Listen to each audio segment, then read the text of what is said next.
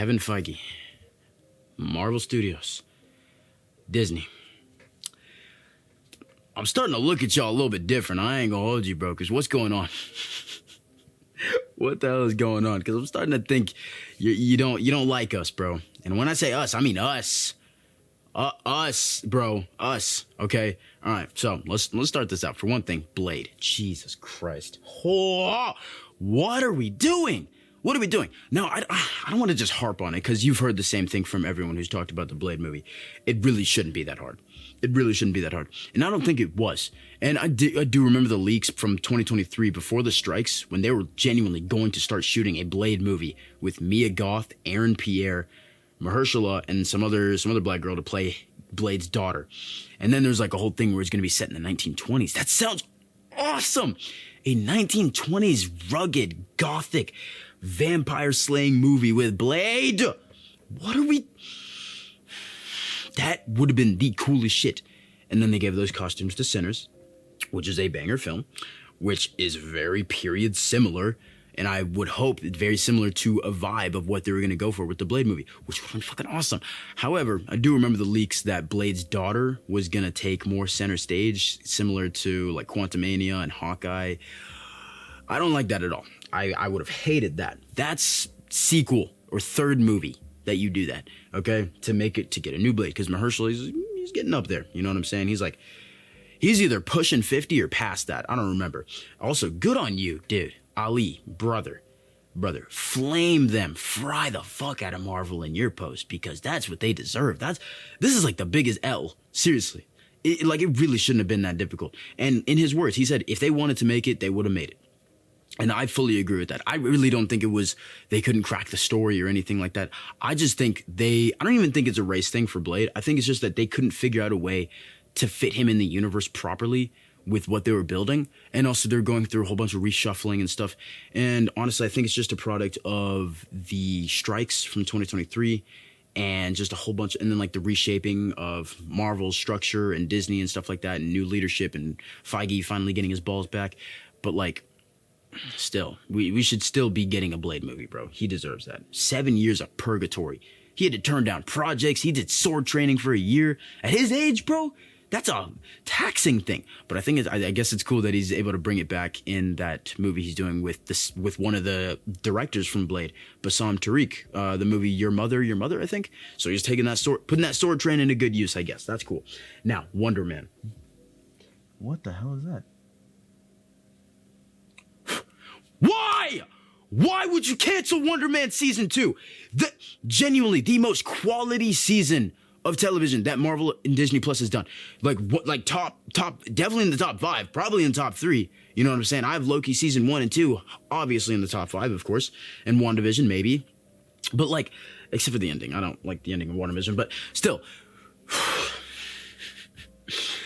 Okay, for one thing, there's no way Wonder Man was that expensive to make. And I understand, it probably didn't get that big of a viewership. I really don't think it did.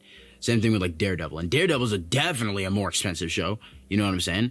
And speaking of, I hope to get at least a season 4. At the very least a season 4 where you can fully wrap it up, have a planned ending. But we're not talking about Daredevil, we're talking about Wonder Man. Dude, Simon was one of those characters where I was just like, I was watching it and I was like, oh my God, bro, this dude's real as fuck, bro.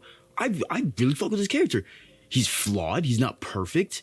But he's still a good dude. And he's completely relatable. I completely understand his position in life and his stance on things and having powers. And also, he was 100%. They were going to make him a mutant, bro. 100%. They were going to make him a mutant. Like, dude. And yeah, he could still show up in future projects. But like, bro, dude, that was like cool. That was such a cool show. I would have loved to see a season 2.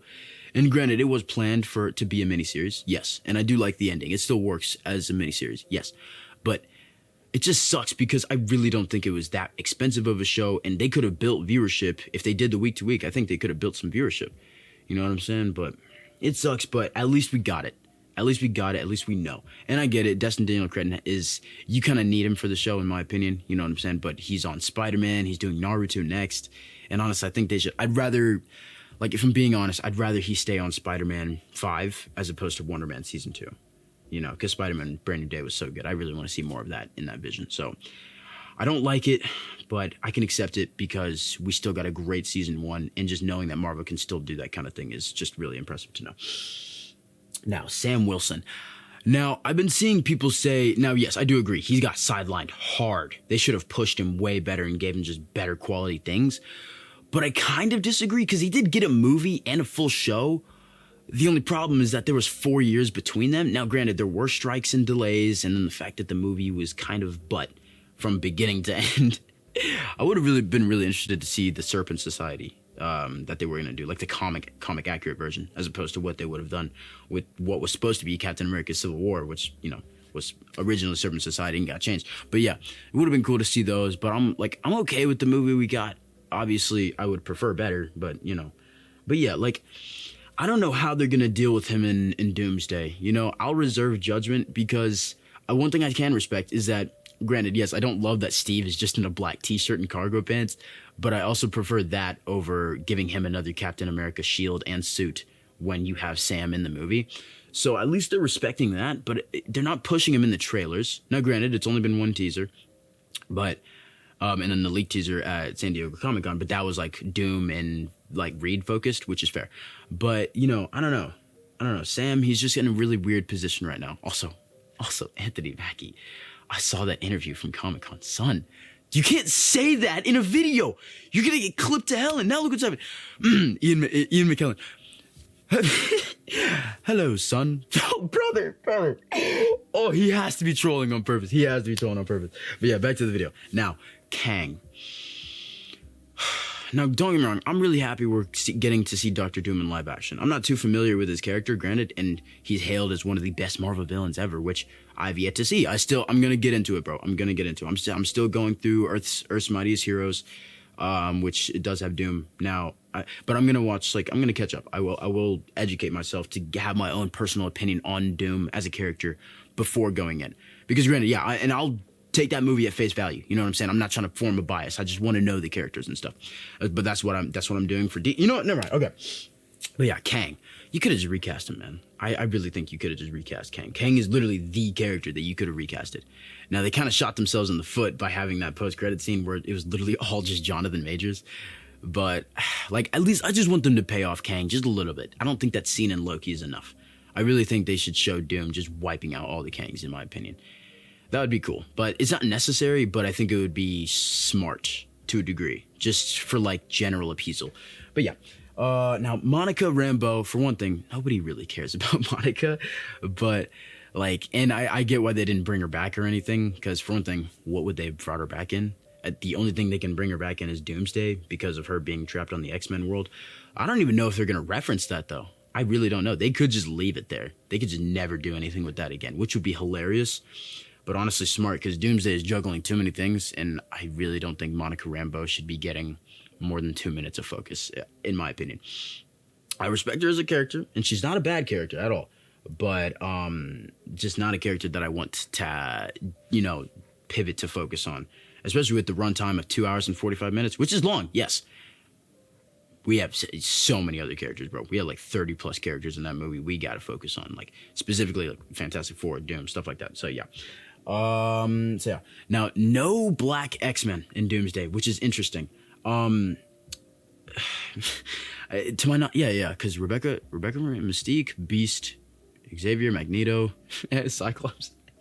Now, I can see if Halle Berry didn't want to come back, which is fair. But I also weirdly recall her saying that she'd be willing to come back in an interview earlier this year. So I don't know.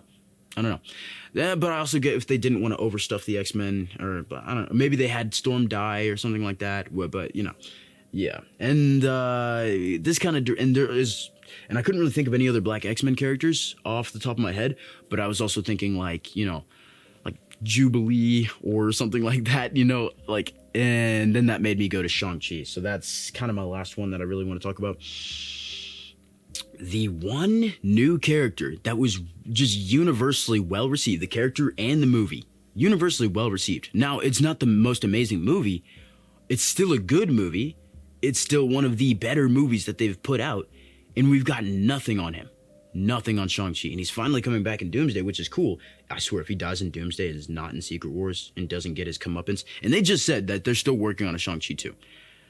then again, they also announced a Wonder Man season 2 and just fucking canceled it. So they could pop Shang-Chi in Doomsday or Secret Wars and never mention him again, which would suck. But yeah.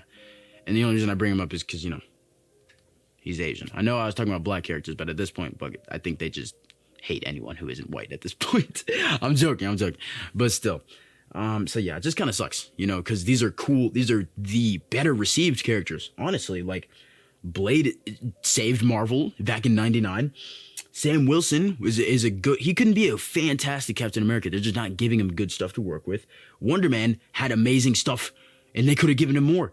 You know what I'm saying? They didn't even open a writer's room for that season, which is crazy. But, and then Monica, whatever. And then Kang, you still could have made him a great villain. He was coming up, bro.